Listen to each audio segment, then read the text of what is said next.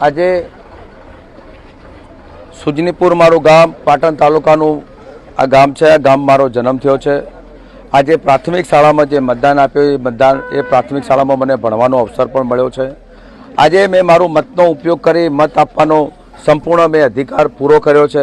સમગ્ર લોકોને સમગ્ર પ્રજાને હું આજે બે હાથ જોડીને વિનંતી કરું છું, મતદાર ભાઈઓને બે હાથ જોડીને વિનંતી કરું છું કે આપનું મત જંગીથી જંગી મતદાન કોંગ્રેસ તરફેણમાં થાય, કોંગ્રેસના ઉમેદવાર તરફી થાય અને દેશનું બંધારણ કઈ રીતે બચે, દેશની લોકશાહી જે પ્રમાણે જે ચાલી રહી છે એને લોકશાહીને બચાવવા માટે, બંધારણ બચાવવા માટેનું આ મતદાનનું પર્વ છે।